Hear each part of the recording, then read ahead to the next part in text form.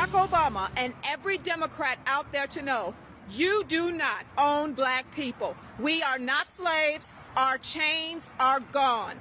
We do not owe you anything, and we don't have to give you an account for how we choose to vote.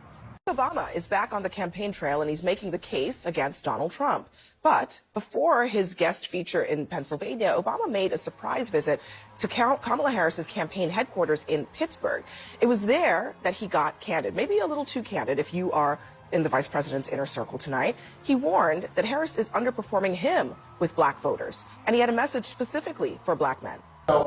You just aren't feeling the idea of having a woman as president. And you're coming up with other alternatives and other reasons for that. And so now you're thinking about sitting out or even supporting somebody who has a history of denigrating you because you think that's a sign of strength, because that's what being a man is, putting women down. That's not acceptable. He sounded like a slave master in that clip. Sounded like he was on the plantation telling a bunch of people who had run off they don't have the right to do something unless he gives them permission to do it. It's as if he's telling these people, you all just need to shut up and get in line. Do what I tell you to do. How dare you try to think for yourself? How dare you try to reason for yourself? How dare you choose to vote for somebody else who I say you don't have the right to vote for? How dare he try to shame people and tell people that they're misogynists if they don't vote for Kamala Harris?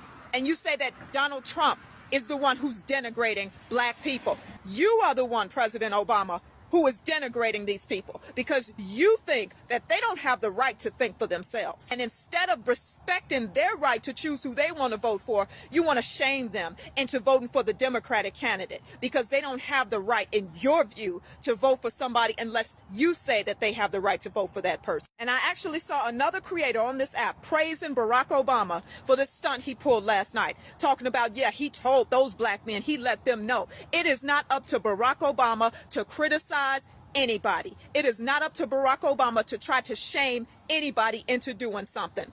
That is not his place. He is not nobody's daddy up in there. Black people are not accountable to the Democratic Party. We don't have to give an account for who we choose to vote for or how we choose to vote. The Democratic Party is accountable to us. Kamala Harris is running for president. She is accountable to us. And then our former president actually had the nerve to talk about how disappointed he was in the black community for not supporting Kamala Harris the way they supported him. So when he was running, he got about 95% of the black vote. Joe Biden in 2020 got about 90 or 92% of the black vote. Now we have Kamala Harris in the swing state of Pennsylvania, which is where they were. In that state, she has about 77 or 78% of the black vote as of yesterday. But instead of placing the blame with Kamala Harris, people are turning around like Barack Obama and saying, the problem is you. You're the problem. You're a misogynist. You don't vote for her. There's something wrong with you. It's not her. It's